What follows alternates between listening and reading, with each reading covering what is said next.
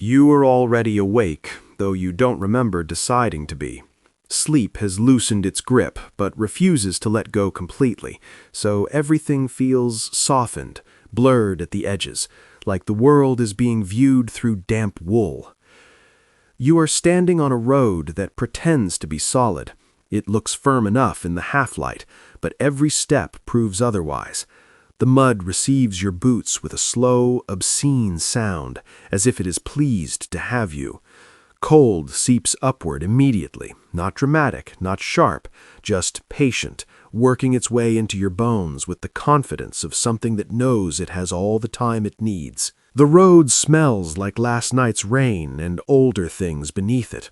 Rotting leaves, manure pressed flat by carts that passed through before you were born and will pass again after you are gone, assuming there is an after. Right now, there is only this. Fog clings low to the ground, heavy and intimate, brushing your knees, your hands, your thoughts.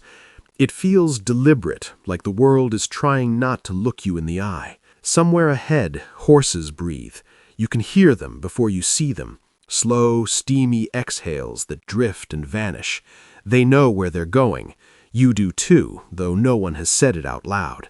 You walk because everyone else is walking. Stopping would require explanation, and explanations are expensive this early in the morning.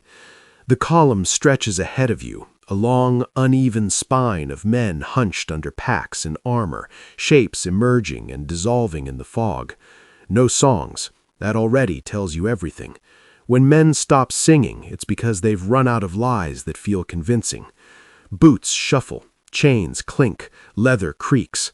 Armor speaks its own language, one syllable at a time.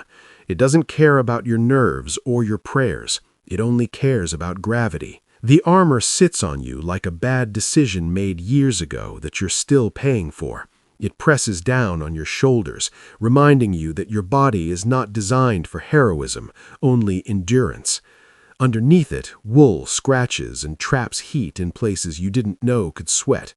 Your breath fogs inside your helmet, dampening your face. Every inhale smells faintly of iron and oil, and the man who wore this before you. You try not to think about why he doesn't need it anymore. Lanterns flicker along the line, weak yellow light bobbing like nervous thoughts. When one passes close, it briefly reveals faces, young ones pretending to be old ones pretending not to be afraid. Eyes catch the light and then look away quickly, as if eye contact might create responsibility. No one wants that. You keep your gaze forward, toward the suggestion of dawn. The sky is slowly changing color, but it's doing so reluctantly, like it doesn't want to be involved. Your feet hurt already. That feels unfair, considering what the day has planned. Blisters from the march yesterday rub raw inside your boots. Every step is a negotiation between pain and momentum. You think about home without meaning to, not in detail, just the idea of a place where the ground is familiar and the smells are predictable. The thought doesn't bring comfort so much as irritation. It feels like remembering a dream you're not allowed to go back to. Someone near you mutters a prayer under his breath. It's not loud enough to be shared, just enough to be heard. You don't know if he believes it or if he's just filling the silence with something less frightening than his own thoughts. You consider praying too, then decide against it. It feels rude to start now, like knocking on a door you've ignored for years and asking for a favor. Besides, if God is paying attention today, he's going to be very busy. The road curves slightly, and the land opens up. Fields stretch out on either side, dark and wet, waiting. The fog thins just enough for you to see the suggestion of space ahead. This is where it will happen. You don't know the exact shape of it yet, only that the road is ending. You feel it in your stomach, a slow tightening, like your body has read the script even if your mind hasn't caught up. You shift the strap on your shoulder, trying to redistribute the weight. It doesn't help. Nothing does. The man in front of you stumbles, catches himself, mutters something unkind about the road, about the night, about whoever decided this was necessary. No one disagrees. Complaining feels safe, almost comforting. It suggests that there might be someone listening who could fix things, even though everyone knows there isn't. Dawn continues to arrive unhurried. The light grows flatter, more honest. Colors return grudgingly. Brown mud, gray sky, dull metal. There's no drama in it, no trumpet announcing the start of something important. The world has seen this before. It is tired of pretending to care. You realize with a small jolt of annoyance that you are hungry, not starving, just empty in a way that makes everything feel slightly more difficult than it should. Your last meal sits heavy and distant in your memory. Bread, maybe, something boiled. It hardly matters now. Your body files the complaint away, knowing it won't be addressed. The column slows. That gets everyone's attention faster than a shout. When movement stops, thoughts rush in to fill the space. You stand there, shifting your weight, listening to the sounds you've been ignoring. The clatter of gear, the wet pull of boots being freed from the road, a cough somewhere behind you that sounds too deep for comfort. Horses snort and stomp, restless. They sense the change. Animals are good at that. They don't need speeches. You crane your neck slightly, just enough to see past the man in front of you. The field lies ahead, broad and unassuming, mist curling over it like a held breath. It doesn't look like much. That's the problem. It never does. Somewhere out there, another group of men is doing exactly what you are doing, standing in the cold, adjusting straps, pretending not to think about what comes next. The symmetry of it almost feels like a joke, though no one is laughing. A breeze moves through, light but insistent. It carries the smell of wet earth and something else beneath it, old smoke, old blood, not from today, from other days that thought they were unique too. The ground remembers, even if the songs won't. You become acutely aware of your own body, the stiffness in your fingers, the way your shoulders ache from carrying what they were never meant to carry. Your heart beats a little too loudly, a little too fast, like it's trying to warn you without attracting attention. You swallow, feeling the dryness in your throat. The helmet presses against your temples. You resist the urge to lift it, to feel open air on your skin. Vulnerability suddenly feels like a luxury. Someone calls out an order up ahead. It's muffled, distorted by distance and fog, but the tone is unmistakable, businesslike, final. The column begins to reorganize, men stepping out of line, forming shapes that feel ceremonial and improvised at the same time. You move when the men around you move. Individuality drains away quietly. There is a relief in that, and a strange grief. As you take your place, the road behind you feels very far away, not in distance, but in meaning. Whatever version of yourself walked along it before dawn is already dissolving.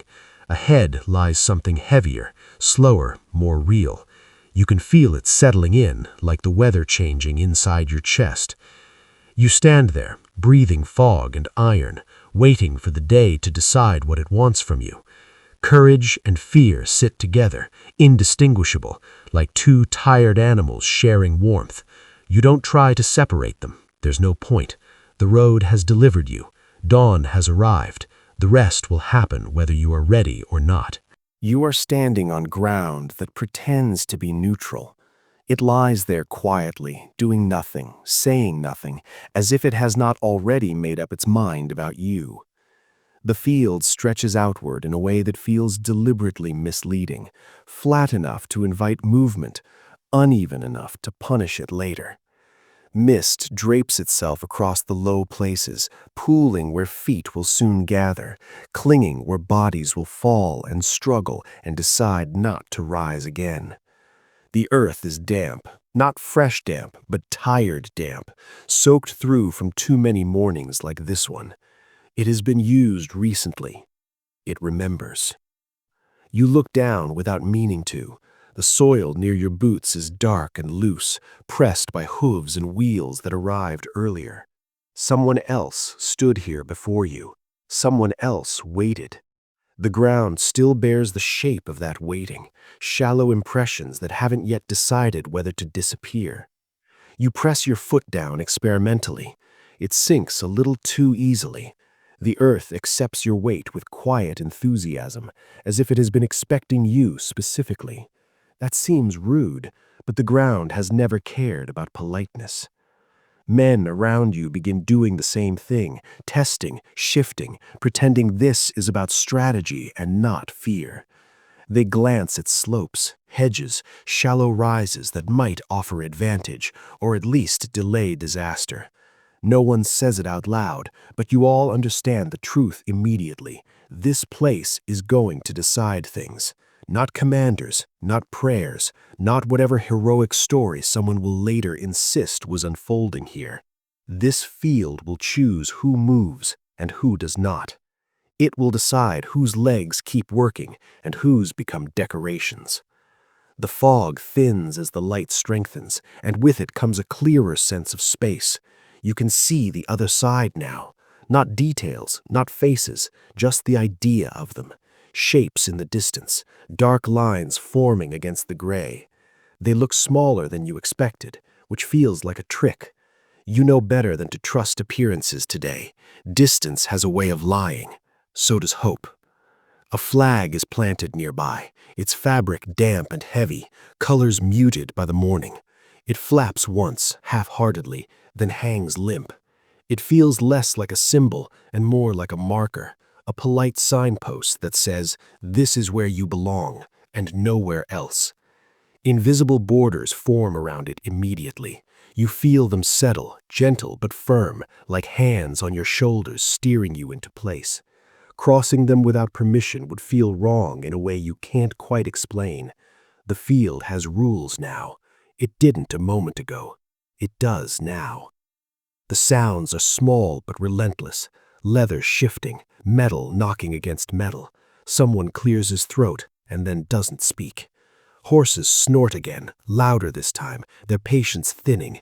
A breeze moves across the field and lifts the mist just enough to reveal patches of trampled grass, bent and broken, already surrendering. You imagine how it will look later, flattened, stained, indistinguishable from the rest. The thought settles into you with an unpleasant sense of inevitability. You realize the silence is not complete. It never is. There are murmurs, low and constant, like the field itself is whispering. Men speak quietly to one another, exchanging observations that sound practical but are really emotional. Watch the left, mind the ditch, stay close. None of it feels reassuring. It feels like saying goodbye without admitting that's what you're doing. Your hands are cold despite the weight of your gloves. You flex your fingers slowly, deliberately, feeling the resistance, the stiffness. Fine movements already feel like a memory. This bothers you more than it should. You were hoping to keep those a little longer. You rub your palms together, the sound dull and private inside the leather. Somewhere, someone laughs softly at nothing in particular. It comes out wrong, too loud and too sudden, and then stops. No one responds. Everyone pretends it didn't happen. The ground smells stronger now that the sun has had a chance to warm it. Damp earth, crushed plants, manure worked deep into the soil from years of labor that had nothing to do with killing. Farmers walked here, children ran here, animals lay down here without thinking twice. The field doesn't distinguish between purposes. It simply receives whatever is pressed into it and holds on. You feel a strange resentment toward that, toward how ready it seems, toward how little effort it takes for this place to become something else entirely. You had imagined, vaguely, that there would be a clearer threshold, a moment where things officially turned bad. Instead, it's all just continuation. Mud becomes battlefield without changing texture. Grass becomes witness without being asked. Someone's head raises an arm, pointing, tracing an invisible line across the field. You follow the gesture with your eyes, trying to understand what he sees. A slight rise, a narrow band of drier ground, a place where feet might move a little more easily, where bodies might pile a little less quickly. You file the information away, even as you know it may never matter. Plans feel fragile here, like they've been made of thin wood and set too close to a fire. The enemy shifts in the distance. You notice it not because it's dramatic, but because it's familiar. The same restless movement you feel in your own legs, now mirrored across the field. That knowledge lands quietly but firmly. They are cold too. Their armor bites too. Their boots are sinking just like yours. This doesn't comfort you. It only makes everything feel more pointless, like two tired arguments preparing to collide because neither is allowed to stop. A cloud passes over the sun, dimming the light again. For a moment, everything looks flatter, less defined, as if the world is reconsidering whether it wants to witness this after all. You almost appreciate the gesture. Almost. Then the light returns, indifferent, revealing the field exactly as it was a moment before. Nothing has changed. Everything has. You shift your stance again, feeling the ground give slightly under your heel. The ground clings when you lift your foot, reluctant to let go. It's a small thing, but it plants a thought you don't like. Movement will be work today. Not heroic work, not charging, not glorious surges forward, just the slow, humiliating labor of convincing your own legs to keep cooperating. Someone nearby mutters something about luck. You don't catch all of it, but the tone suggests he doesn't believe in it. You wonder if you do. Luck feels like another story people tell to explain outcomes that don't make sense. The field doesn't need explanations. It will do what it does regardless of what you call it. You take a deep breath and immediately regret it. The air tastes of damp and metal and too many bodies breathing at once. It settles in your chest heavily, like it plans to stay. You exhale slowly, trying to calm your heart, trying not to imagine the next hour or the hour after that. Thinking too far ahead feels dangerous. The present is already more than enough. The fog continues to lift, strand by strand, revealing more of the field's surface. Small dips, patches of darker soil, places where water has collected just beneath the surface, waiting for weight. You see it now, clearly. This ground will not be kind. It will not be dramatic either. It will simply be itself, and that will be enough. You stand there, boots planted, armor pressing down, eyes fixed on a stretch of earth that looks unremarkable in every way that matters. The field waits with you, patient and confident. It knows you'll come. It always knows. The weight settles fully now, as if it waited for you to stop moving before reminding you who is in charge. Armor is not worn so much as endured. It presses against you from all directions, an uninvited intimacy that leaves nowhere to hide. The metal sits on your shoulders with the confidence of something permanent, something that assumes it belongs here more than you do. Beneath it, layers of wool and linen trap yesterday's sweat and this morning's fear, blending them into a warm, sour dampness that clings to your skin. You shift slightly, and the fabric rubs in a way that promises rashes later, assuming later still exists. Your helmet frames the world into something smaller and more manageable, which is to say, claustrophobic. Breath echoes inside it, loud and damp, each inhale sounding like a private confession you didn't mean to make. The metal smells faintly of oil and old rust, and something else, something organic that no amount of cleaning ever quite removes. You imagine the men who wore this before you, their shapes pressed into the padding, their breath once fogging this same space. You wonder if they stood like this too, adjusting straps, pretending not to feel trapped. You suspect they did. Your vision narrows to slits and shadows. Peripheral movement becomes a rumor rather than a fact. Everything important seems to happen directly in front of you now, which feels like an insult to the way eyes are supposed to work. You blink slowly, deliberately, testing how much control you still have. The helmet answers by shifting slightly, reminding you that control is a shared illusion at best. You resist the urge to lift it, to feel air on your face. Exposure feels reckless now. You've come this far wrapped in metal. It would be rude to complain. Your hands move almost on their own, checking straps, tugging buckles, smoothing leather where it curls. These small rituals feel comforting, not because they change anything, but because they are familiar.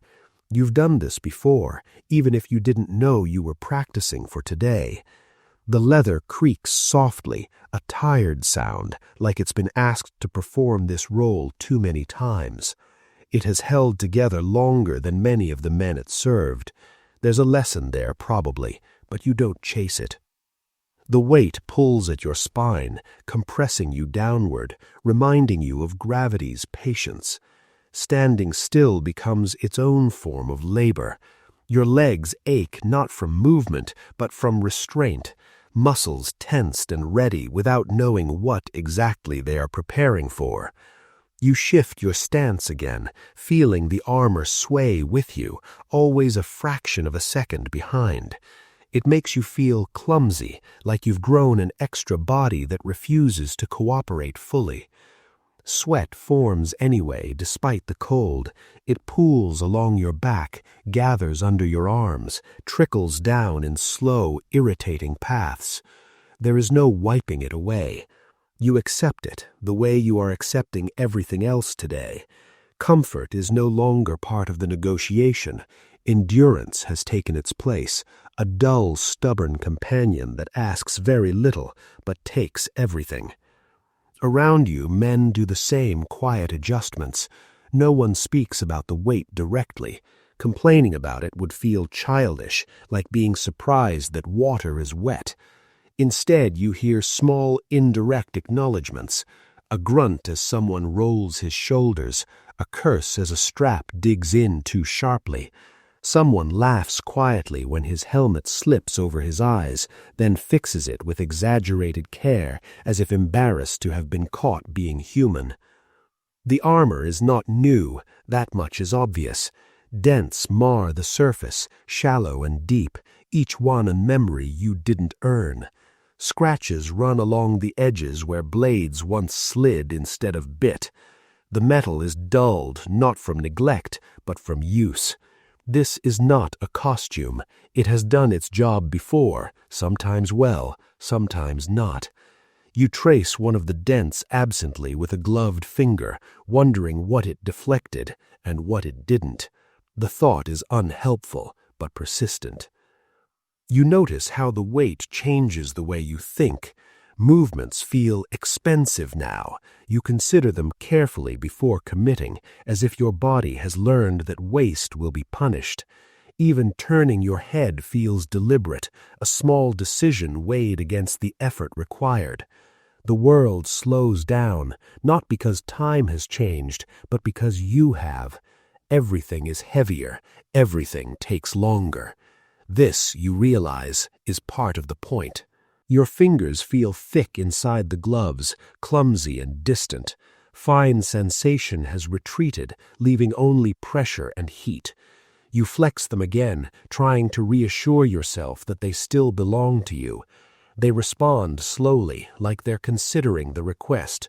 You imagine needing them to do something precise later and feel a flicker of irritation. Precision seems optimistic today. The smell of oil grows stronger as the sun warms the metal. It mixes with sweat and damp fabric, creating an aroma that is deeply personal and completely shared. You are surrounded by variations of the same scent, layered and overlapping, until it feels like the air itself has been worn before. Breathing becomes a conscious act, something you do carefully, slowly, as if too much enthusiasm might attract attention. You shift your weight again, and the armor settles with a soft clank, the sound traveling through your body like a reminder. You are not just wearing this, you are carrying it. You are agreeing to move at its pace, to accept its limitations as your own. In return, it offers a simple bargain. Maybe the first blow won't end you. Not a promise, just a possibility. That possibility feels strangely comforting. You hadn't realized how much you wanted something solid to hold on to, even if it's cold and unforgiving. The armor becomes a kind of shell, isolating you from the world just enough to make it bearable. Inside it, your fear feels contained, manageable, like something that can't quite reach your vital parts. You look down at yourself, at the way your body has been reshaped into something more angular, more anonymous. The armor erases details, it hides softness, it turns everyone into roughly the same shape, the same problem. You wonder if that's why it feels safer, because it makes you less specific, less you. If something happens, it will happen to a form, not a story. The sun climbs higher, and with it comes warmth that has nowhere to go. Heat builds beneath the metal, turning your underlayers into a damp cocoon. You feel it along your spine, your ribs, your thighs. It's not unbearable yet, just persistent, like a hand resting on you that refuses to move. You accept it, the way you are accepting everything else today. Comfort is no longer part of the negotiation. Endurance has taken its place, a dull, stubborn companion that asks very little but takes everything. A sound carries across the field, metal on metal, distant but distinct. Someone testing a blade. The noise cuts through you sharply, a reminder of what this weight is for. You glance toward the source instinctively, then stop yourself. Looking too closely feels like inviting something you're not ready for. There will be time for that soon enough. For now, you stand and breathe and bear the pressure. The armor creaks softly with each small movement, whispering in a language you're starting to understand. It speaks of limits, of endurance, of how much the human body can be asked to do before it stops cooperating entirely. You listen, because you don't have much choice. Wrapped in iron and wool, sweating quietly in the growing light, you feel yourself becoming slightly different from who you were on the road before sunrise. Heavier, slower, harder to hurt perhaps, but also harder to save. The weight is not just on your shoulders anymore. It has settled into you, preparing you to be struck by what comes next. The prayers begin without announcement, slipping into the space like a draft through a cracked door. You don't see the chaplain at first, only hear him, his voice low and steady, practiced in the art of sounding sincere even when time is short and attention is thinner. Latin drifts past your ears in soft, rounded phrases, familiar enough to feel comforting, distant enough to feel safe. You've heard these words before in places that smelled of stone and wax, where fear was abstract and death politely theoretical. Here they sound different. Here they cling. The chaplain moves along the line slowly, boots careful in the mud, hands raised just enough to be seen doing something useful. He smells faintly of incense and damp wool, a combination that feels oddly inappropriate for the open field. His presence creates small pockets of stillness wherever he stops. Men lower their heads instinctively, as if pulled downward by the weight of expectation. You follow suit because not doing so would feel like tempting something that doesn't need encouragement. He murmurs blessings into bowed helmets, his breath visible in the cooling air. The words land on leather and iron and hair, settling there without much resistance. You wonder how many times he's done this, how many mornings like this have passed under his voice, whether the repetition has made it easier or unbearable. You don't ask. You keep your head down and listen, letting the rhythm wash over you without trying too hard to believe in it. Around you, men perform small private gestures of faith, a kiss pressed to a token sewn into a sleeve, fingers tracing the sign of the cross in the air or against the chest, movements practiced enough to be automatic. You consider doing the same and then realize you don't remember where your token is or if you even have one. That feels like an accusation. You settle for folding your hands together awkwardly, gloves squeaking faintly as leather meets leather. God feels closer out here, which is an uncomfortable realization. Not kinder, just nearer. The open sky looms overhead, vast and empty, like a cathedral that forgot to install walls. There's no roof to soften the distance, no stained glass to filter meaning into manageable colors. Whatever is watching, if anything is, has a clear view. That thought sits poorly with you. Confession happens quickly, almost insultingly so. There is no room for nuance, no time to explain the details that might make your sins sound understandable, even reasonable. The chaplain offers absolution in bulk, a generous gesture born of necessity. You are forgiven collectively, efficiently, like a shipment stamped and approved without inspection. The words wash over you, and you accept them because refusing would feel foolish. You suspect God, if he's listening, understands the situation. You think briefly about the things you might want forgiven. The list forms easily, which is irritating.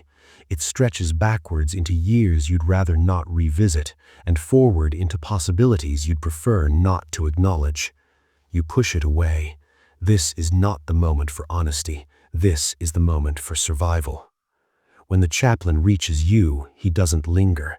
His hand rests briefly on your shoulder, warm even through the armor, grounding in a way you didn't expect. He murmurs something you don't quite catch, a phrase swallowed by the wind and the press of bodies. You nod anyway. It feels polite, it feels expected. His hand moves on, and the warmth fades almost immediately, leaving behind the impression of having been seen, however briefly.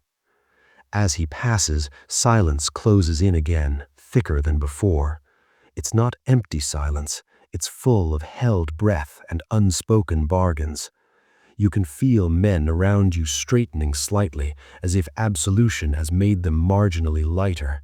Not enough to matter physically, but enough to register somewhere behind the eyes. Faith, you realize, is a strange kind of armor. It doesn't stop blows, but it changes how they're received. You stay still, head bowed a moment longer than necessary, letting the quiet settle. The field feels different now, charged in a way that has nothing to do with weather. The air hums faintly, like it's waiting for something to happen so it can finally relax. You lift your head slowly, blinking against the light, and feel the weight of the moment press in again. Across the field, you notice movement, not dramatic, just the subtle signs of similar rituals unfolding. Heads bowed, hands clasped. The enemy prays too. That knowledge lands with a dull thud. The same words, the same God, the same requests whispered into the same indifferent sky. You imagine the prayers colliding somewhere above the field, canceling each other out or tangling hopelessly. It would be funny if it weren't so bleak. You wonder briefly what God thinks of all this, whether he takes sides, whether he's tired, whether he's developed a preference for certain banners over others. That thought feels dangerous, so you let it go. Questioning divine strategy seems like a poor use of energy at this stage. A breeze picks up, carrying the last syllables of the chaplain's voice. The smell of incense fades, replaced again by damp earth and metal. The ritual is over. Whatever comfort it offered is already dissipating, like warmth escaping through cracks. Men straighten fully now, shoulders squaring, expressions hardening in that familiar way people adopt when pretending to be ready. You swallow and realize your mouth is dry again. Prayer, it seems, does nothing for thirst. You shift your jaw, working it slowly, feeling the tightness there. Your heart has settled into a steady, insistent rhythm, not calm exactly, but consistent. You take that as a small mercy. Someone nearby exhales loudly, a sound that borders on a laugh and then dies halfway out. Another man mutters something about getting on with it. There's a subtle impatience creeping in now, an edge to the waiting. The prayers have sharpened the moment rather than softened it. The pause feels heavier because of what it's holding back. You glance down at your hands again, at the way they're folded, then separate them deliberately. The leather creaks. You flex your fingers, grounding yourself in sensation. The world feels very physical all of a sudden. Mud, metal, breath. Everything else fades. The chaplain retreats to the rear, his role finished. He looks smaller now, less significant without a line of bowed heads to frame him. You wonder where he'll stand when things begin. Somewhere safe, probably. Somewhere with a good view and no responsibility. You don't begrudge him that. Everyone has their place. Silence stretches again, taut and expectant. The field seems to lean in slightly, as if curious. You become acutely aware of the space between breaths, the way each pause feels loaded with potential. You resist the urge to fill it with movement or sound. Stillness, you sense, is about to become a luxury. The last echoes of prayer fade completely, leaving nothing behind but the uncomfortable awareness that whatever happens next will happen without divine commentary. The words have been spoken, the permissions granted. The rest is up to gravity and muscle and chance. You stand there, absolved on paper and condemned by circumstance, waiting for the moment when prayer gives way to action. God has been informed. That's all anyone can reasonably ask. The sound arrives without drama, which feels rude considering what it's about to unleash. A horn cuts through the air, low and blunt, like something ancient clearing its throat. It doesn't rise or fall, it doesn't sing, it simply exists, vibrating through your chest more than your ears. Somewhere across the field, another answers. The space between the two sounds tightens, stretched thin like a nerve pulled too far. That's it. That's the ceremony.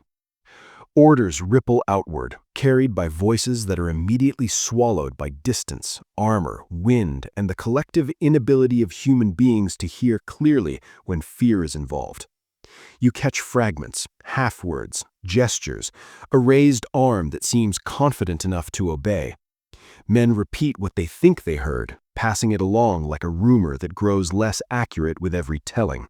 By the time it reaches you, it barely resembles intention. You move anyway. Moving feels safer than thinking. Your feet begin to work the mud loose, one reluctant step at a time. The ground responds with a wet, sucking sound that feels indecently loud. Each footfall is an argument with the earth, and the earth is in no mood to compromise. It pulls at your boots as if trying to keep you, as if it knows you'll be easier to deal with now than later. You wrench your foot free and step again, already annoyed by how tired your legs feel. The line advances unevenly, bunching and stretching as men instinctively speed up or slow down based on nothing more reliable than gut feeling. The space between you and the enemy shrinks, not dramatically, but steadily, like a bad thought you can't quite shake.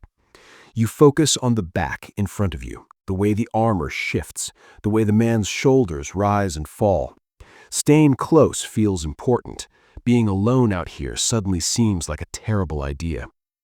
A sound rises behind you, then above you, then everywhere. Arrows. You don't see them at first. You hear them, a soft collective hiss, like the sky itself is exhaling sharply. You look up, despite knowing better. Dark shapes arc overhead, briefly blotting out the pale morning light. They hang there for a moment, suspended in an almost beautiful curve, and then gravity remembers its role. They come down hard. The impacts land in no particular order. A sharp crack as one punches into a shield, a dull thud as another finds meat, a wet sound you don't have a word for and will wish you didn't recognize later. The ground absorbs the rest, arrows shivering briefly where they land, then going still. Someone near you cries out, surprised more than pained, as if offended by the interruption. Another man stumbles and goes down, his shout cut short by the press of bodies moving forward regardless. You don't stop. No one does. Stopping would require noticing too much. The arrows keep coming in waves, rising and falling with mechanical indifference. You hunch instinctively, shoulders tightening, chin tucking down behind the rim of your helmet. The armor suddenly feels like the best decision you've ever made. It rattles as something glances off it, the impact jarring but survivable. Your heart slams against your ribs, furious and alive. You let out a breath you didn't realize you were holding and immediately inhale again, fast and shallow. The field fills with noise now, shouts, cries, the constant relentless squelch of boots tearing free from the mud. The air thickens with motion and intent. Stillness is no longer an option. You move because not moving would mean being trampled, or worse, being noticed by something falling from the sky. As you advance, the distance collapses faster than you expected. What once felt far away is suddenly uncomfortably close. You can see individual figures now, their shapes resolving into people with faces and weapons and expressions that mirror your own more than you'd like. They are moving too, toward you.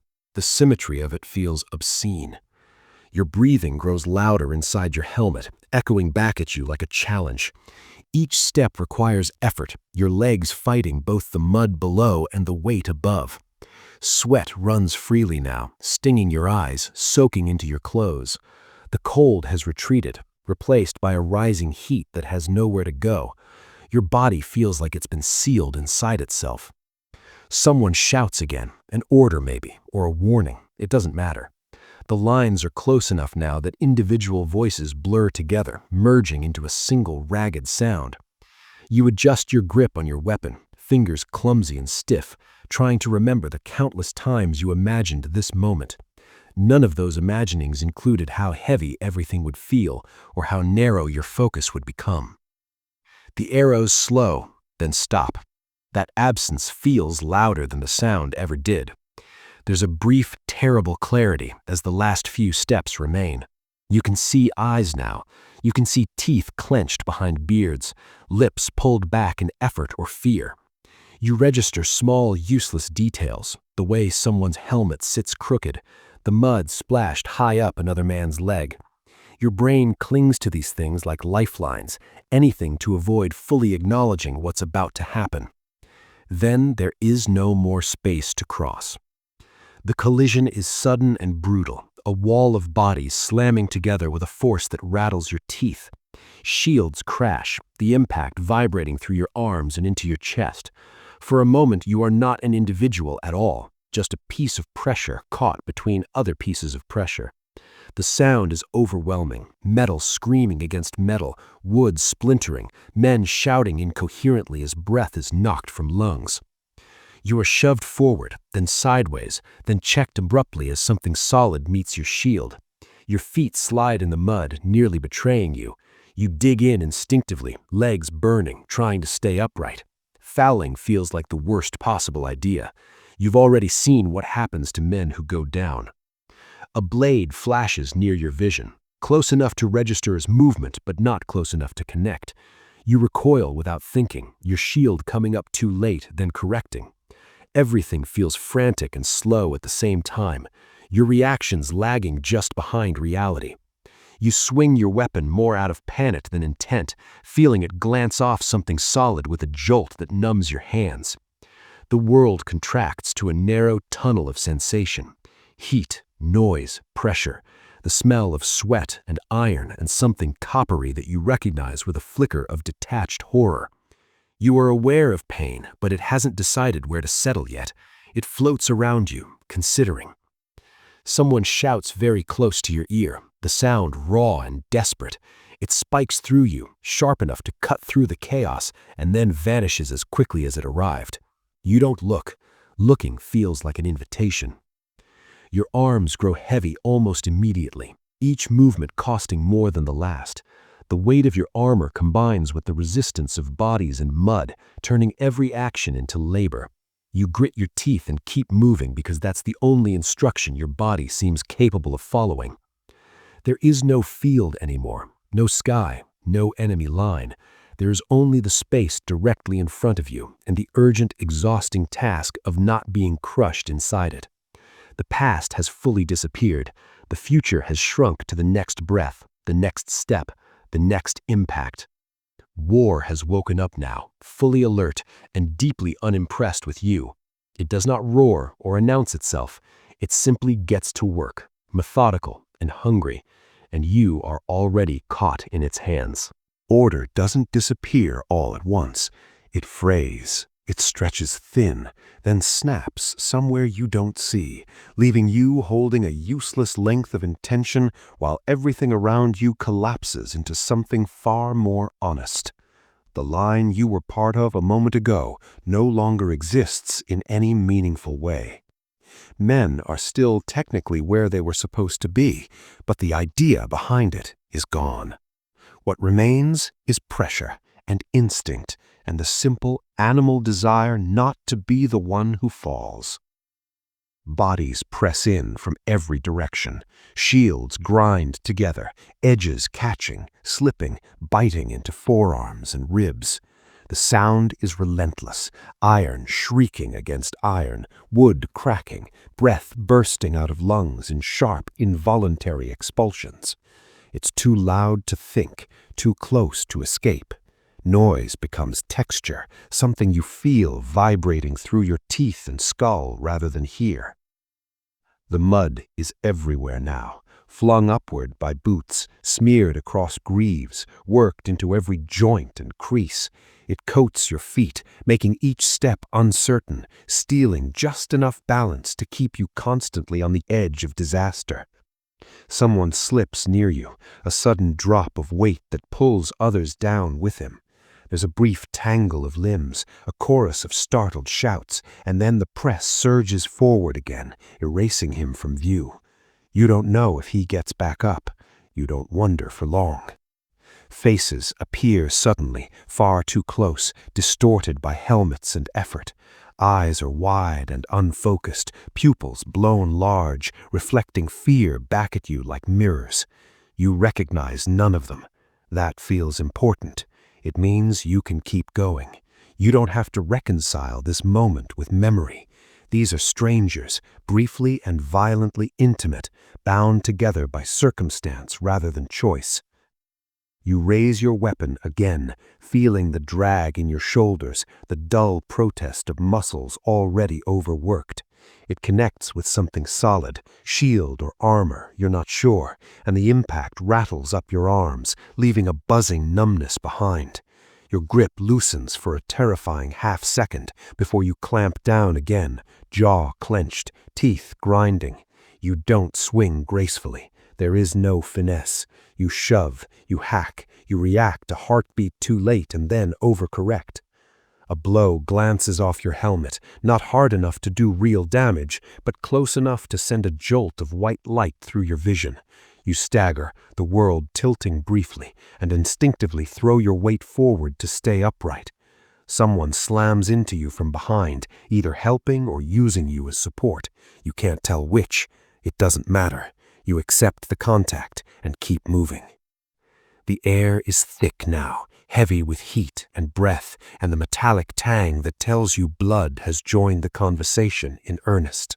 It smells wrong, sweet and sharp at the same time, and your stomach twists in response. There is no room for nausea. Your body files it away for later, like everything else. Cries blend together into a single, continuous sound. Individual voices lose their identity, rising and falling in pitch and desperation. Pain is everywhere, but it expresses itself unevenly. Some men scream immediately, loud and raw.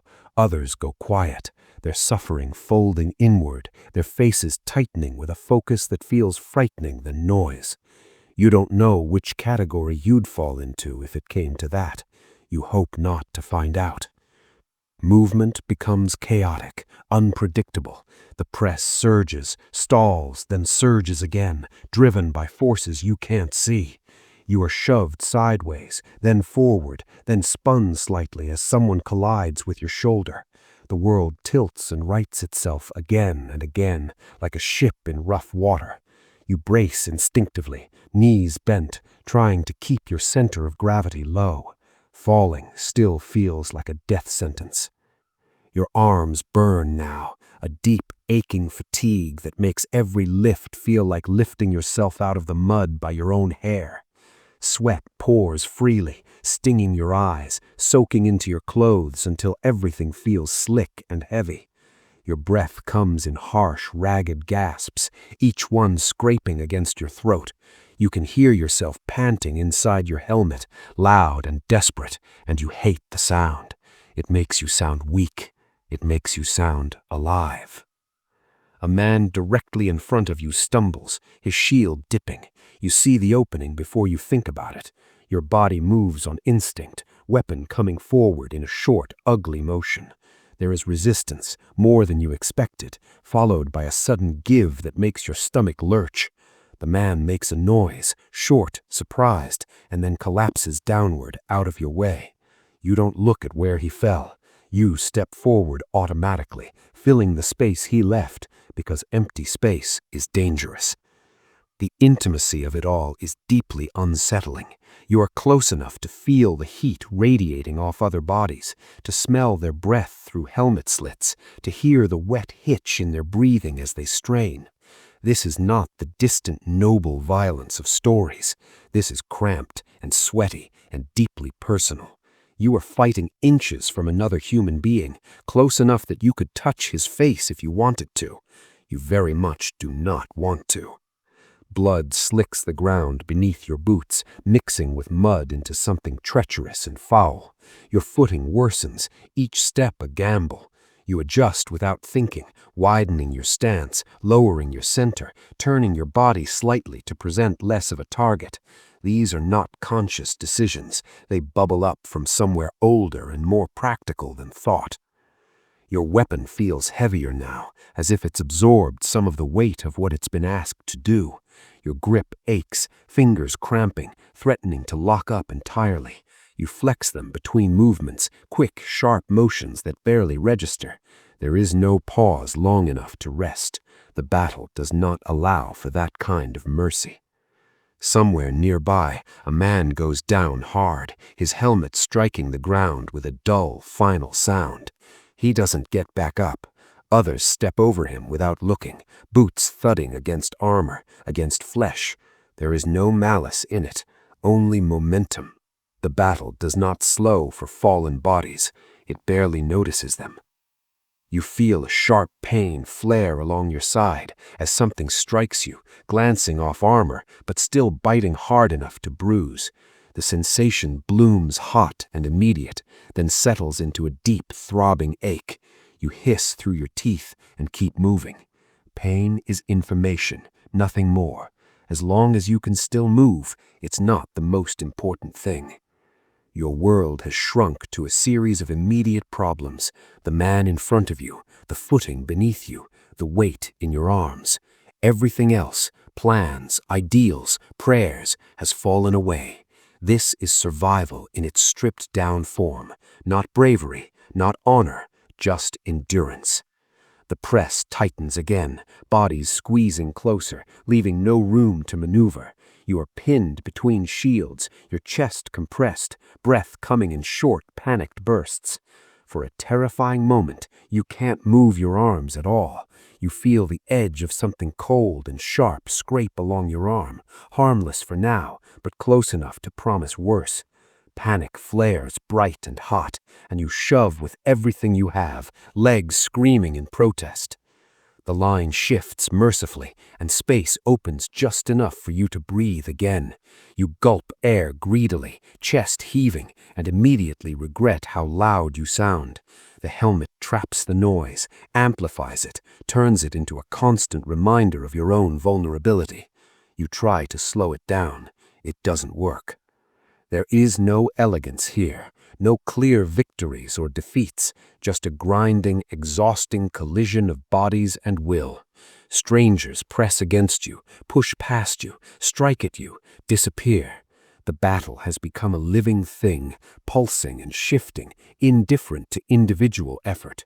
You are inside it now, fully enclosed, a small, sweating component in a vast, violent mechanism. The idea of escape flickers briefly through your mind, absurd and impossible. There is nowhere to go. The world is this press of bodies, this choking air, this relentless demand for movement. You accept it, because acceptance is easier than resistance. The earth beneath you absorbs everything, blood, sweat, fallen men, without comment. It does not care who you are or what you believe. It only cares about weight and pressure and time. And right now, all three are pressing down on you. Time stops behaving properly the moment you realize you're tired. Not the mild end-of-day tired that can be bullied away with pride or caffeine or vague promises to yourself, but the deep, marrow-level fatigue that arrives uninvited and settles in like it owns the place. It presses behind your eyes first, a dull heaviness that makes blinking feel optional and focusing feel ambitious. Then it seeps into your limbs, thick and slow, turning every movement into a negotiation you didn't ask to be part of. Minutes stretch. They don't pass so much as linger, sticky and uncooperative. Each one feels like an hour, each hour like a lifetime you didn't plan for. And yet, somehow, whole stretches of time vanish completely. You blink and realize you don't remember the last few exchanges, only the outcome. You're still standing, still breathing, still surrounded by noise and bodies and the unrelenting insistence of the moment. Your shoulders burn, not sharply, not dramatically, but with a steady, simmering ache that makes you aware of every fiber involved in keeping your arms raised. Your hands cramp around your weapon, fingers stiffening into shapes they may not willingly release. You try to loosen them when you can, tiny adjustments between movements, but the relief is brief and unsatisfying. The muscles complain anyway, offended by the workload and unimpressed by your reasons. Breathing becomes a chore. Each inhale scrapes against your throat, dry and hot, and each exhale leaves you slightly more empty than before. The air is thick now, heavy with moisture and heat, and the collective effort of too many bodies working too hard in too small a space. It tastes of iron and sweat, and something else you try not to identify too clearly. You suck it in anyway. Refusing would be counterproductive. Somewhere to your left, a man laughs. Not a joyful sound, not even a bitter one. It bursts out of him suddenly, sharp and unhinged, as if his body has decided that laughter is the only remaining outlet for whatever is happening inside his head.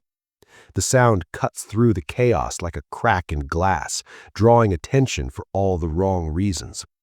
It stops just as abruptly, swallowed by noise and motion. You never see his face. You don't need to. The sound tells you enough. Another man nearby is crying, openly. Tears track through the grime on his face, carving pale lines down his cheeks. His mouth works soundlessly between shouts, words dissolving into noise before they can become meaning. He keeps swinging his weapon anyway, arms moving with dull, mechanical persistence. The sight unsettles you more than the screaming. It suggests that something essential has already broken, and the body is simply continuing out of habit. Commands still exist in theory. Someone is shouting something repeatedly, a voice raw and hoarse, trying to impose structure on a situation that has long since cared. You catch fragments, directions, encouragement, warnings, but they arrive too late or too distorted to be useful. You begin to move not in response to orders, but in response to pressure. When the mass surges, you surge. When it stalls, you brace. Decision-making has been outsourced entirely to momentum. The sun climbs higher, and with it comes clarity that no one asked for. The light is merciless, illuminating everything evenly and without judgment. There are no shadows deep enough to hide in now. You see faces clearly, strained, streaked with dirt and sweat, mouths open in effort or pain. You see wounds you'd rather not analyze, flashes of red where red shouldn't be. You see flies already circling, optimistic and patient. Your vision narrows further as exhaustion deepens. Peripheral movement fades into suggestion. Everything important happens directly ahead of you in a tight, exhausting loop of threat and response. The world has become very small. There is a strange comfort in that, a grim efficiency.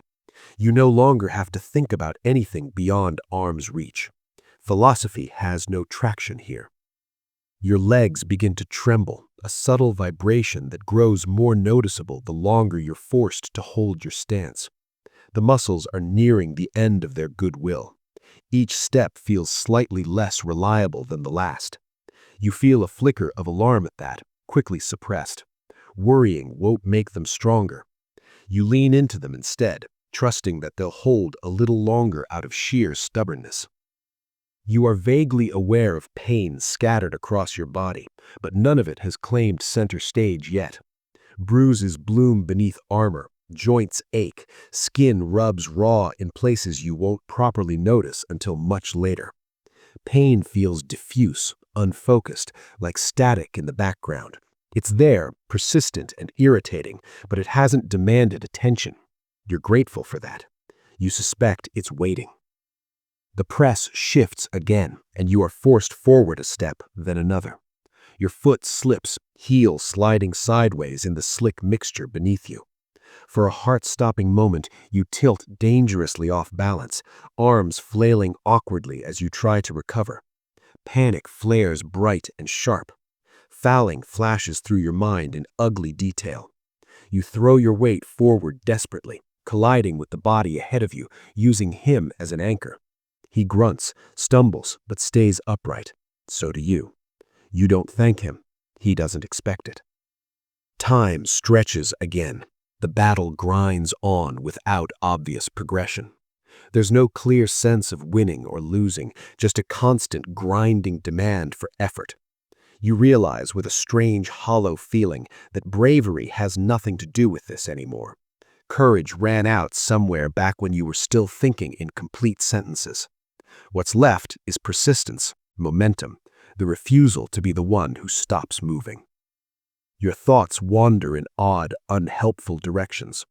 You remember a trivial argument from years ago, the exact wording of a joke that wasn't very funny even then. You think about food, about sleep, about the absurdity of all this effort being poured into a few square yards of ruined ground. The thoughts arrive uninvited and leave just as quickly, chased off by the next immediate problem. The heat becomes oppressive. Sweat drips steadily into your eyes, blurring your vision and stinging sharply. You blink furiously, trying to clear it, but it returns almost immediately. Your underlayers are soaked through, heavy and unpleasant, clinging to your skin. The armor traps the warmth mercilessly, turning your body into a sealed vessel of discomfort. You imagine peeling it off, the relief that would bring, and then dismiss the fantasy as dangerous. Somewhere close by, a man collapses from exhaustion rather than injury. You see it happen in pieces, the sagging posture, the slowed reactions, the sudden failure of legs that have simply had enough. He goes down awkwardly, half kneeling, half falling. For a split second, there's hope that he might recover, might push himself back up. Then the press shifts and he disappears beneath it. The moment passes. The space he occupied is filled immediately. The battle does not notice his absence. Your own fatigue deepens, a thick, dragging presence that pulls at your thoughts as much as your muscles. Concentration becomes effortful.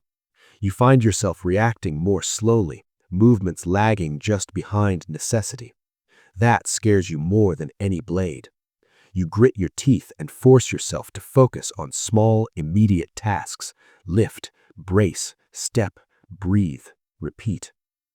The noise begins to fade at the edges, replaced by a dull ringing that settles in your ears. It's not silence, far from it, but it feels muted, as if someone has wrapped the world in cloth. You are dimly aware that this is not a good sign. It suggests your body is retreating inward, prioritizing what it can manage. You shake your head slightly, trying to clear it, but the sensation persists. Despite everything, despite the exhaustion and fear and the grinding horror of it all, you are still here, still upright, still moving. That realization brings a strange, fragile satisfaction. Not pride, not relief, just the quiet acknowledgement that you've endured something that would have broken you an hour ago. The bar for success has sunk very low, and you are clearing it by inches. The sun continues its indifferent climb, bathing the field in steady light. Flies gather in greater numbers now, drawn by heat and opportunity. They buzz persistently, irritating and impossible to ignore. You swat at one instinctively, then stop, realizing how absurd the gesture is. There are more important things trying to kill you. You feel hollowed out, scraped thin by effort and fear. Whatever you were this morning, whatever version of yourself walked that muddy road before dawn, feels distant now, like a story you once heard about someone else. You exist entirely in this stretched, exhausted present, where time drags and vanishes and drags again. The battle has not ended. It may not end soon. All you know is that you are still inside it, lungs burning, limbs shaking, mind dulled by repetition. Endurance has become the only measure that matters. Not bravery, not honor, just how long you can keep going before your body finally, mercifully, refuses. And for now, somehow, you are still going. Mercy enters the field quietly, the way most fragile things do, hesitant, easily overlooked, and already in danger.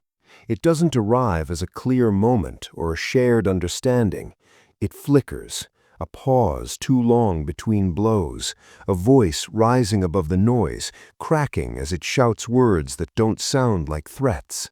You almost miss it at first because you've been trained by the last hours to treat every sound as a problem.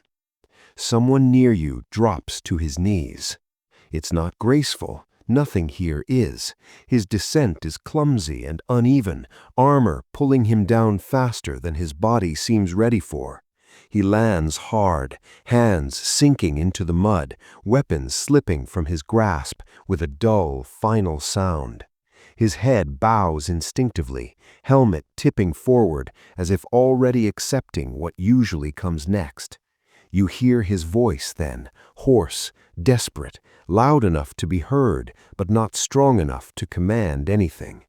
He's asking for mercy, or surrender, or ransom. The words blur together, tangled with fear and breathlessness. He says something about gold, about a lord, about being worth more alive than dead.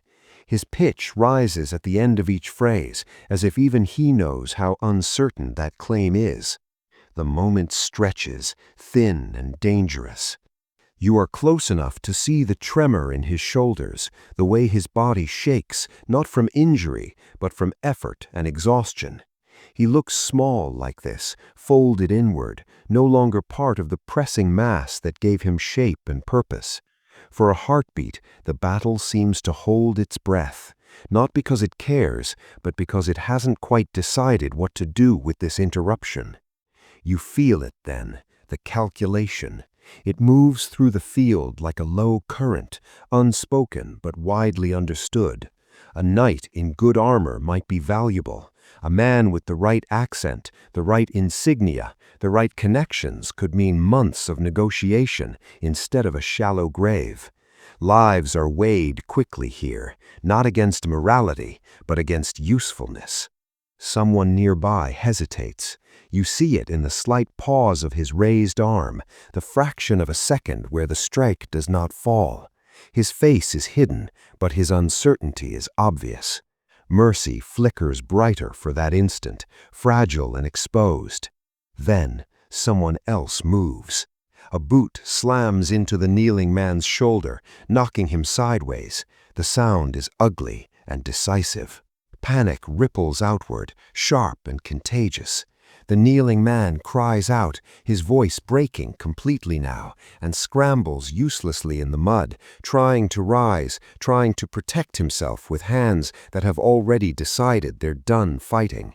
Fear reasserts itself with brutal efficiency.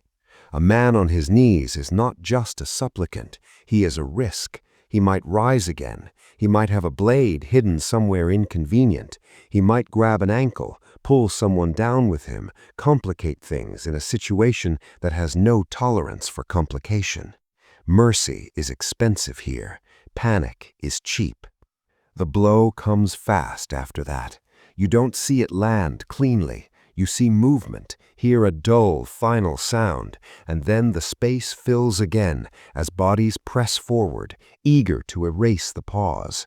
The kneeling man disappears beneath boots and legs and shields, absorbed into the ground like everything else that stops moving.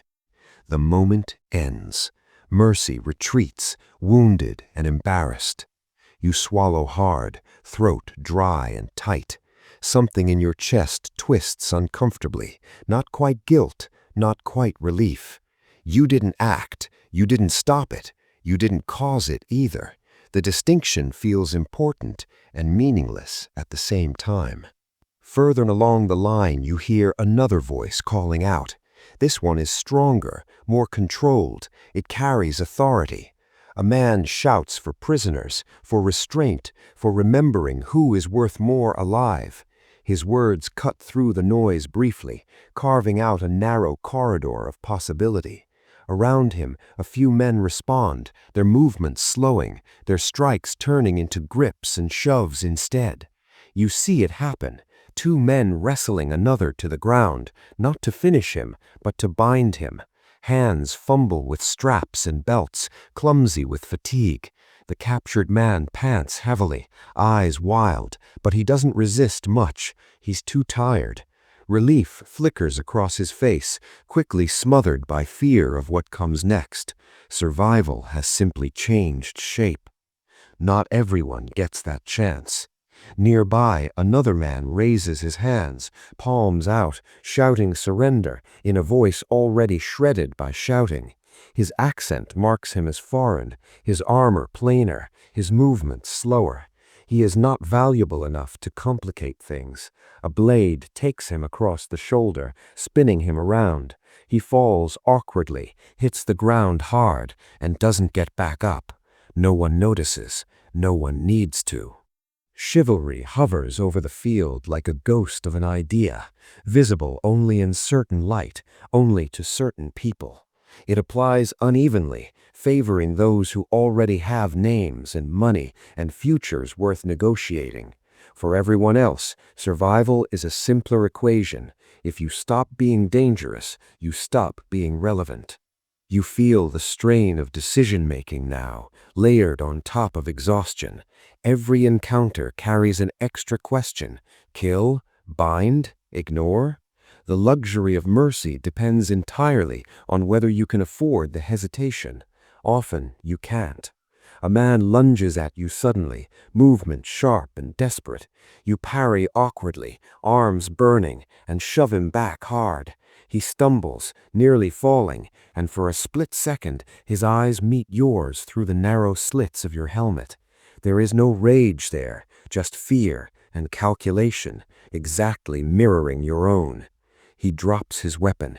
It lands in the mud between you, a small, almost polite sound. He raises his hands slowly, carefully, as if worried that sudden movement might break the fragile agreement forming between you. His breathing is ragged, chest heaving. He says something you don't quite catch, maybe a name, maybe an offer, maybe a prayer. Time stretches again, thin and dangerous. Your arms tremble with fatigue, your heart hammers, loud and insistent. You are painfully aware of the men pressing in around you, of how little space there is for uncertainty.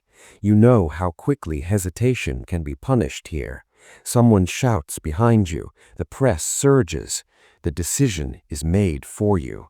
The man is shoved sideways, pulled out of your direct line of sight by hands that don't share your moment of pause. He disappears into the crush, his fate sealed by momentum rather than intent. You don't know what happens to him. You don't ask. Knowing wouldn't help. The battle grinds on, absorbing these moments without ceremony.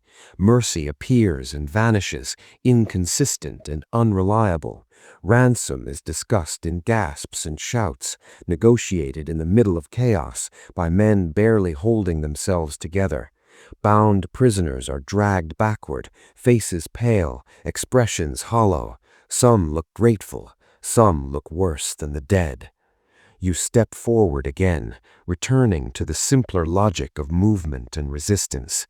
Killing is not personal here, neither is mercy. Both are situational, shaped by exhaustion, fear, and the relentless push of bodies.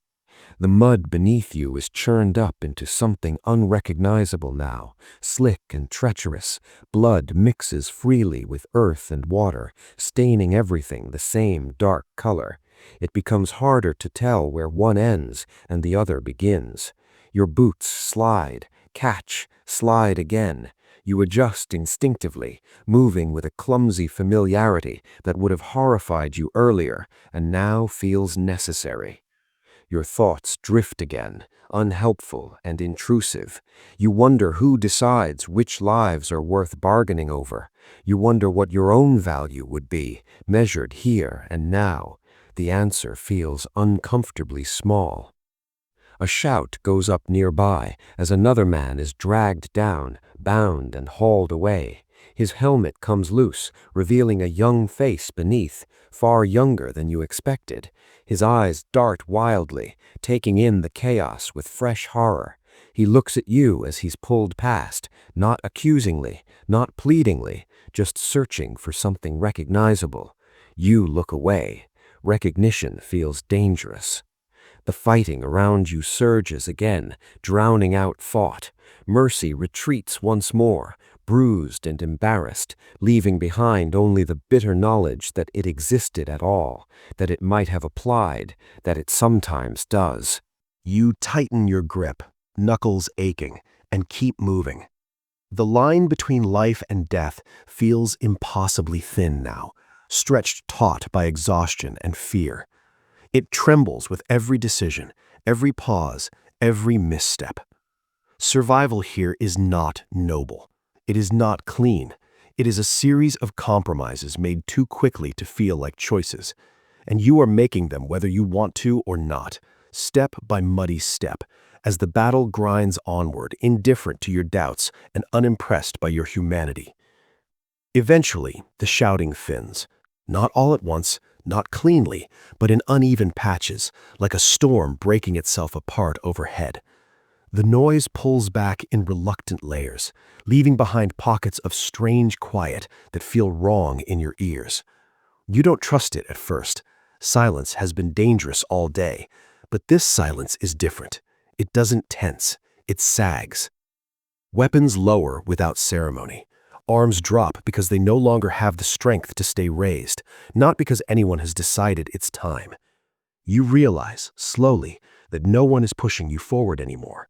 The pressure that has been shaping your world for hours loosens, then disappears entirely, like a fist finally unclenching. You stand there, swaying slightly, unsure what to do with the sudden absence of purpose. Your body still hums with effort, muscles twitching, breath coming in harsh, uneven pulls. Your ears ring, filled with a dull, persistent tone that makes the world feel padded, distant. When you move your head, it feels heavier than before, like your neck has forgotten how to carry it properly. The field reveals itself in pieces. You notice bodies first, not as individuals, but as shapes that shouldn't be where they are. Too still, too folded, too final. They lie sprawled at odd angles, armor twisted, limbs caught mid-motion as if they were interrupted by something and never got the chance to finish. Some are half sunken into the mud, already being claimed by the ground they fought over. Others lie on top of one another, stacked by chance rather than intent. The wounded make themselves known next. Their voices are quieter now, stripped of panic and urgency, replaced by a hoarse, pleading tone that crawls along the ground rather than rising above it. Some call for help, some call for names, some just make sounds, low, animal noises that don't bother forming words anymore. You flinch at each one, nerves raw and exposed, but you don't move right away. Your body hesitates, unsure which instincts still apply. Smoke drifts lazily across the field, rising from broken wagons and scattered gear. It softens the edges of everything, blurring shapes into silhouettes, making the devastation feel oddly unreal. The smell of it mixes with blood and damp earth and sweat, creating an atmosphere that feels thick enough to chew. You breathe shallowly, instinctively, as if taking in too much of it might make this moment permanent. Victory, if this is what it's supposed to feel like, is deeply underwhelming. There is no rush of triumph, no surge of joy or relief. What you feel instead is a heavy, settling exhaustion, like something inside you has finally been allowed to stop pretending. You lower yourself onto one knee without quite deciding to, armor clanking softly as it shifts. The movement sends a sharp protest through your legs, and you hiss quietly through your teeth. Everything hurts now, not dramatically, just everywhere. You look down at your hands. They are smeared with blood, dried and fresh, yours and not yours, indistinguishable. The leather of your gloves is darkened and stiff, fingers creaking when you flex them. The sight feels oddly distant, like you're looking at someone else's hands entirely. You turn them over slowly, examining them with mild curiosity, as if expecting them to explain themselves. Around you, men sink to the ground wherever they happen to be standing. Some sit heavily, backs hunched, staring blankly ahead. Others lie flat on their backs, arms spread wide, chests heaving as they gulp air like swimmers who've been held under water too long. A few remain standing, swaying slightly, not ready to trust gravity just yet. No one speaks loudly. There's no energy left for that. The field exhales. It's a strange sensation, like you can feel the tension drain out of the ground itself.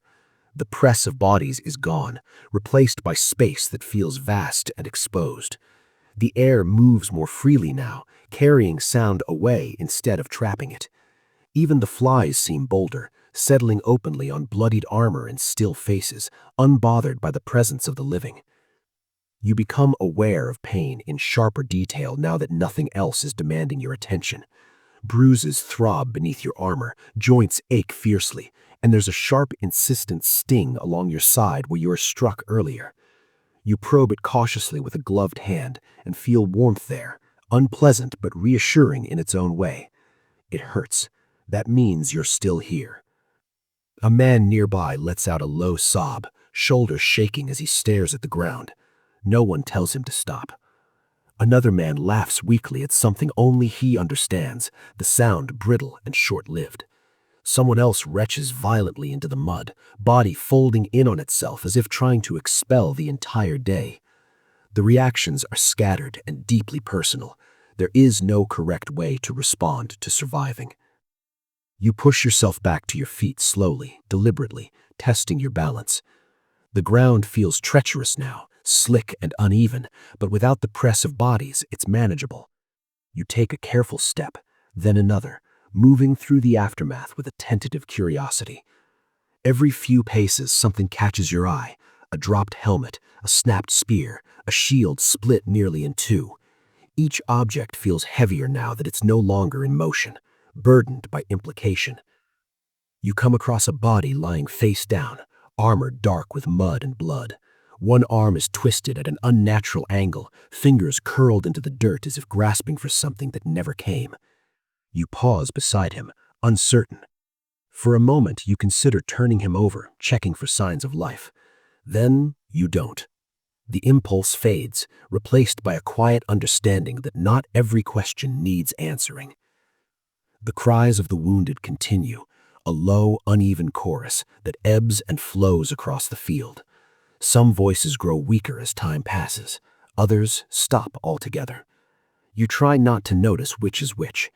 The sound settles into you anyway, heavy and persistent, like a bad memory already forming. Smoke thins as the breeze shifts, revealing more of the field in stark detail. The sun hangs overhead now, bright and merciless, illuminating everything it can see. There is no hiding from it. Blood glistens wetly in the light, turning dark patches into something almost glossy. You squint against the glare, head throbbing. You realize with a dull flicker of surprise that the enemy line is gone. Not in any dramatic sense, just dispersed, broken, no longer a single thing. Some fled, some surrendered, some lie where they fell, indistinguishable from your own. The battle has dissolved into aftermath, into the slow, uncomfortable work of acknowledging what remains. You feel strangely hollow, scraped clean by effort and fear. The urgency that carried you through the worst of it has evaporated, leaving behind a quiet, unsettling emptiness. You don't know what to do with your hands. You don't know where to look. Everything feels too exposed, too real. A bird lands nearby, hopping cautiously between churned clumps of earth. It tilts its head, studying the scene with mild interest, then pecks at something unidentifiable and flutters away. The normalcy of it feels offensive. You stand there, surrounded by bodies and broken things, listening to the field settle into its new, quieter shape. The battle is over, at least in the way that matters most. What remains is something slower and heavier, something that will take much longer to finish. You draw a shaky breath and let it out again, tasting smoke and blood and earth. The silence presses in, altered but insistent. Nothing moves without effort now. Even thinking feels like work. And in that exhausted stillness, you realize that surviving the noise was only the beginning. After the shouting fades, there is work. Not the kind that earns praise or songs, just the slow, necessary labor that follows when violence has finished saying what it wanted to say. Someone starts calling names. You hear it distantly at first, a voice lifting into the quiet, then breaking off, then trying again. The names drift across the field and fall uselessly into the mud, unanswered. Each one hangs in the air for a moment longer than it should, then collapses under its own weight. You watch men move among the bodies with a careful, almost tender efficiency. Helmets are lifted, faces are revealed. Some are peaceful in a way that feels deeply unfair. Others are twisted, caught mid-expression, eyes open and staring at nothing. You flinch every time a helmet comes off, bracing for recognition. You don't know exactly who you're afraid of finding. Someone you liked, someone you argued with, someone whose name you never learned but whose presence had become familiar. The fear is vague but persistent. You step forward to help because standing still feels wrong now, because doing nothing leaves too much room for thought. Your boots squelch softly as you move, the sound indecently loud in the quiet. You kneel beside a body and grip the rim of his helmet, hesitating just long enough to acknowledge the absurdity of the moment. You don't know him. You might. Either way, it doesn't change what comes next. The helmet comes free with a soft, unpleasant sound. The face beneath it is young, younger than you expected. The skin is pale, lips slightly parted, lashes resting gently against cheeks smudged with dirt. For a moment, it looks like he might wake up, blink, ask why you're hovering over him like this. He doesn't. He won't. You lower the helmet back down carefully, as if tucking him in might make this less final. You move on. Bodies are sorted now, deliberately, methodically. Those with better armor, finer gear, recognizable insignia are treated differently. They are turned gently, examined closely, their identities preserved. There is value here, even in death, especially in death. Names matter again, but only for certain people. The rest are handled more quickly, less ceremonially. They are moved aside, grouped together, counted loosely if at all. You notice how efficient everyone has become. The same hands that shook hours ago now work steadily, almost calmly. Fatigue has stripped away hesitation, leaving behind a numb competence. This too unsettles you. It suggests that humans adapt far too easily to things they shouldn't have to get used to. The ground is opened again, shallow and hurried. Shovels bite into already disturbed earth, cutting through mud and roots with dull thuds. The soil resists weakly, then gives in. Graves are not deep. They don't need to be. Time presses, and there are too many bodies waiting their turn. The earth accepts them all, without complaint. Prayers are spoken again, but they are different now. Shorter, quieter, more out of habit than conviction. Words tumble out quickly, efficiently, as if the speakers are afraid that lingering too long might invite questions they don't have the strength to answer. You bow your head automatically, listening without really hearing. The words slide past you, unable to find purchase. As bodies are lowered, you catch fragments of conversation, practical, subdued, deeply unromantic. Who goes where? Who might still be alive? Who needs water? Who needs to sit down before they fall over? Grief exists here, but it has been folded away temporarily, set aside like a tool that will be needed later. There is work to finish first. You recognize boots sticking out from beneath a cloak and feel a jolt of something sharp and unpleasant. You know those boots, or rather, you know the way they were scuffed at the heel, the way the leather had softened with use. You hesitate, then force yourself closer. The face beneath the cloak confirms what you already knew. Someone you spoke to yesterday. Someone who complained about the food and laughed at his own jokes. Someone who had plans for after this, vague and optimistic. You stand there longer than necessary, staring, unsure what you're waiting for. An explanation, maybe. An apology. Neither arrives. Eventually, someone clears his throat gently behind you, a subtle reminder that time is still moving forward, whether you like it or not. You nod and step aside, making room for the next task. Loss spreads quietly through the field, settling into the spaces left behind. It doesn't announce itself. It doesn't scream. It simply occupies. You feel it in the way conversations trail off, in the way people avoid certain patches of ground now rendered unfamiliar by stillness. The wounded are tended to as best they can be. Those who can walk are guided away, arms slung over shoulders, faces drawn tight with pain and shock. Those who can't are examined quickly, decisions made with brutal pragmatism. Some are helped, some are made comfortable, some are quietly left where they are, beyond help, beyond argument. You don't envy the men making those calls, you're grateful not to be one of them. As the hours pass, the field grows emptier, though it never truly empties. Too much has soaked into it for that.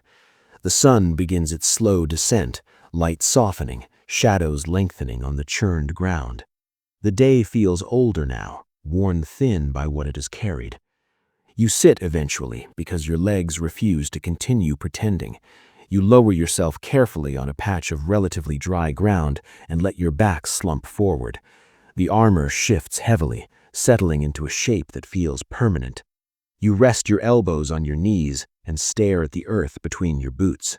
Your hands shake slightly, the adrenaline finally draining away, leaving behind a hollow weakness that feels almost worse.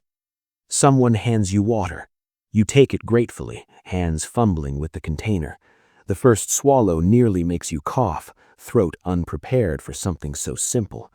The water tastes faintly of metal and leather, but you don't care.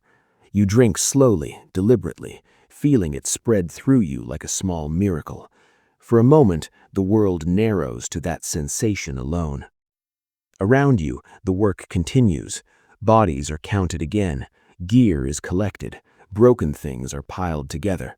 The field is slowly, reluctantly organized, transformed from chaos into something resembling order. It feels wrong somehow, like tidying up after something that shouldn't be made neat. As the light fades, the sounds change. Voices grow softer, movements slow. Fatigue settles in fully, heavy and unyielding. The day's violence recedes, leaving behind a quieter, more insistent ache. You feel it in your joints, your muscles, your chest. You feel it behind your eyes, where tears might form if you weren't so deeply tired. You think about sleep. The idea feels distant and complicated. Lying down seems both appealing and impossible. You're not sure your body remembers how. You imagine closing your eyes and seeing the day replay itself again and again without mercy. You decide to worry about that later. For now, you sit in the cooling light, surrounded by the remnants of a day that has taken far more than it gave. The counting continues. The graves fill. The field grows quieter, heavier, saturated with memory. War has receded, but it hasn't left. It lingers in the air, in the soil, in the way everyone moves now, careful and subdued. Morning has begun its slow, patient work, settling in for the long night ahead. And you, still breathing, still present, are left to carry what remains. By the time the field is mostly quiet, the story has already begun to change. You can feel it happening, even as you sit there in the cooling air, armor still biting into your shoulders, exhaustion humming through you like a low fever.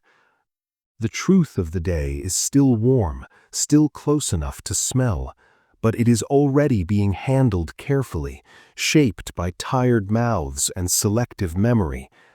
This is how it always starts, not with lies exactly, but with edits. Someone near you begins to talk, not loudly, not to make a point, just to fill the space. He describes a moment from the fighting, his voice slow and oddly precise, as if rehearsing. He emphasizes a clever maneuver, a brave stand, a narrow escape. The details shift slightly as he speaks, smoothing over the parts that don't sit well. The panic becomes urgency. The chaos becomes strategy. You listen without interrupting, aware that the version forming in his mouth already feels easier to carry than the one still lodged in your chest. Further off, you hear laughter, soft, tentative at first, like someone testing whether it's allowed. A joke about a misheard order, a comment about how the enemy ran. The humor is thin, but it serves its purpose. It puts distance between now and what just happened. It suggests that things are under control again, that this can be framed, packaged, survived. You realize with a dull sense of irritation that you are already being turned into a supporting character. Someone gestures toward the field and says something about victory. The word lands awkwardly, like it's been dropped. You don't argue. Arguing would require energy, and you have very little of that left. Besides, you understand the need. People don't survive days like this without giving them meaning afterward. Random suffering is hard to digest. Purpose makes it go down easier. As night approaches, the living drift away from the field in small groups. Fires are lit at a careful distance, their glow flickering against armor and weary faces. The warmth is welcome, but it comes with shadows that stretch and twist, reshaping the landscape into something more manageable, less explicit. In firelight, the worst details retreat. Blood turns dark. Stillness looks like rest. You sit near one of the fires, hands extended toward the heat, watching your fingers tremble slightly. Someone passes you bread. It's stale and hard, but you take it anyway, breaking off a piece with more effort than it should require. Chewing feels strange, like an activity from another life.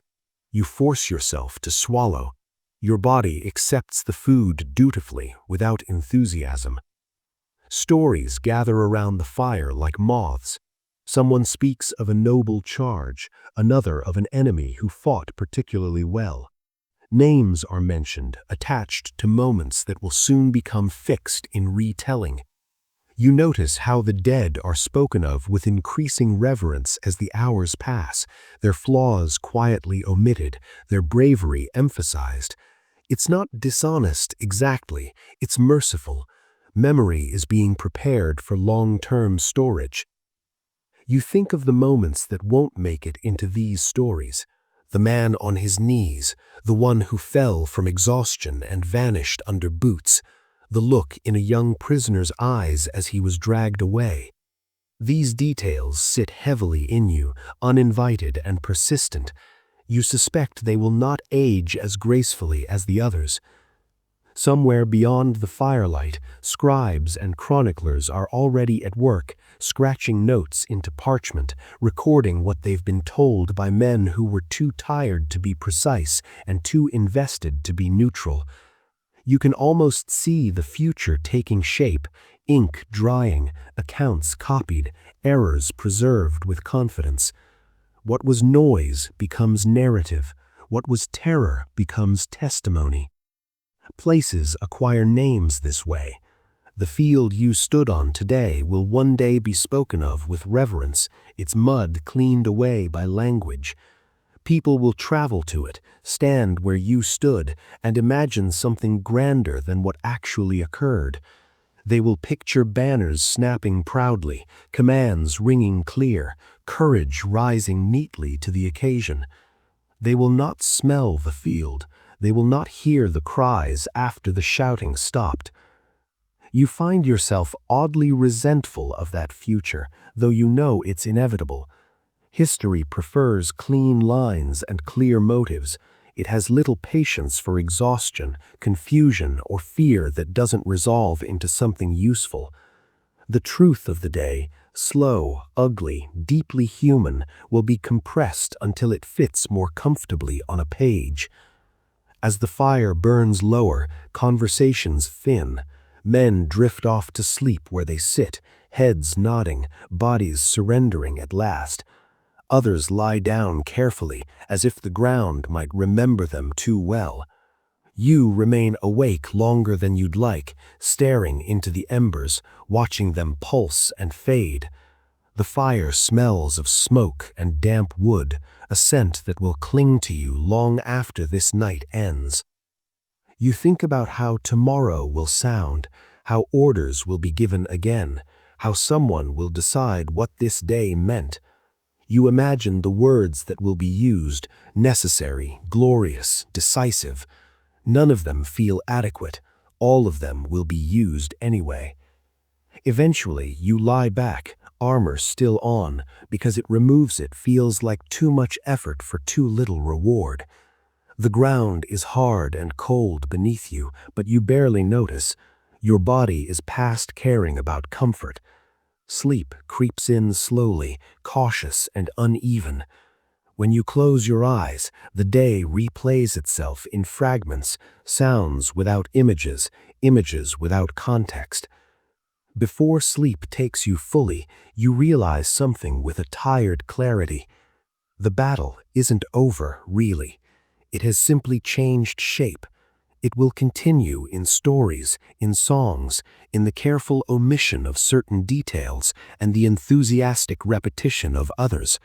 It will echo in ways you'll never hear and linger in places you'll never visit again. You were there, you know what it was, but knowing and being believed are not the same thing. The embers dwindle to the fire. Voices fade. The field settles into darkness, already halfway to legend. And you drift into uneasy sleep, carrying a version of the truth that history will never ask for. Morning arrives without asking how you slept. The light seeps in slowly, pale and uncommitted, touching the field with a kind of cautious curiosity. It finds you where you lie, still wrapped in armor, joints stiff and aching, muscles protesting the idea of movement. You open your eyes reluctantly, greeted by a sky that looks much like it did yesterday, as if nothing particularly interesting happened beneath it. The indifference stings more than it should. The field has changed overnight. Where there was chaos, there is now arrangement. Bodies have been moved. Piles of gear sit neatly where someone decided they should. The ground is still torn and stained, but it feels quieter, subdued, like a room after a difficult conversation when everyone has agreed not to mention certain things again. Grass pokes through in places, stubborn and out of place, already beginning the slow work of pretending this is just another morning.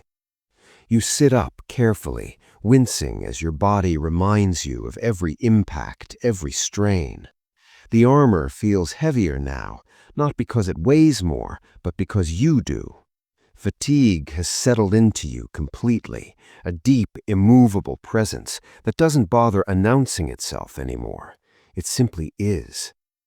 Around you, men stir, stretch, groan softly. Some speak in low voices, others remain silent, staring at the ground or the sky, or nothing at all. No one rushes. There is no urgency left to feed on. The battle's hunger has been satisfied. What remains is digestion. You stand and take a few careful steps, testing yourself. The field feels different underfoot, firmer in places, less eager to swallow you whole. It has taken what it wanted. It will take more in time, but not today. For now, it is content to let you go. As you walk, you feel it, that echo everyone pretends not to notice. It isn't a sound exactly, it's a pressure, a heaviness in the air that presses against your chest and lingers in the back of your throat. The land remembers. It always does. Even when grass grows back and paths return, something remains, soaked deep into the soil where words can't reach. You pause and look out across the field, really look this time. In daylight, stripped of smoke and noise and movement, it seems smaller than you remember, more ordinary. It's almost insulting. This unremarkable stretch of earth asked for so much and now offers so little in return. You imagine someone standing here years from now, maybe centuries, feeling nothing at all. The thought makes you tired in a new way. Medieval battles will be described differently, you know this now. They'll be framed as contests of honor, clashes of will, moments where history turned sharply on the strength of brave men. They will not be described as you experienced them, slow, exhausting, deeply uncomfortable collisions between frightened bodies carrying more weight than they were meant to bear. No one will mention the itch of sweat-soaked wool, the way armor chafed and pinched and trapped heat until thinking became difficult, the smell of blood warming in the sun, the absurdity of slipping in mud while trying to be heroic, the small, humiliating details that made up most of the day. Those details will stay with you instead. As the camp begins to pack itself up, as orders are given for movement and return, you feel the pull of distance already forming. This place will become back there, then that field, then eventually just a name. You will carry it with you for a while, heavy and awkward, until time and repetition smooth it into something easier to manage. Or maybe you won't. Maybe it will keep its edges. You think of the road before sunrise, the quiet march, the fog and lanterns and unspoken dread. It feels impossibly far away now, like it belonged to another life. You wonder if that version of you survived this in any meaningful sense. The question doesn't have an answer that would help. As you turn away, the field remains behind you, silent and patient. It doesn't ask to be remembered. It doesn't need songs or stones or names carved into it. It has already been written into, deeply and permanently, by weight and blood and time. You walk on, boots finding firmer ground, each step carrying you farther from the place and closer to whatever comes next. The armor creaks softly with movement, familiar and burdensome. The echo follows you for a while, then fades enough that you can pretend it's gone. But it never fully leaves. It settles into your posture, your sleep, the way your mind drifts when it's tired. It surfaces in quiet moments, in the space between breaths, in the heaviness that arrives without warning. It doesn't demand attention. It doesn't need to. It simply exists, a reminder of what it felt like to be there, trapped in the dirt and noise and absurdity of history, doing what it best does. Eventually, even that will soften.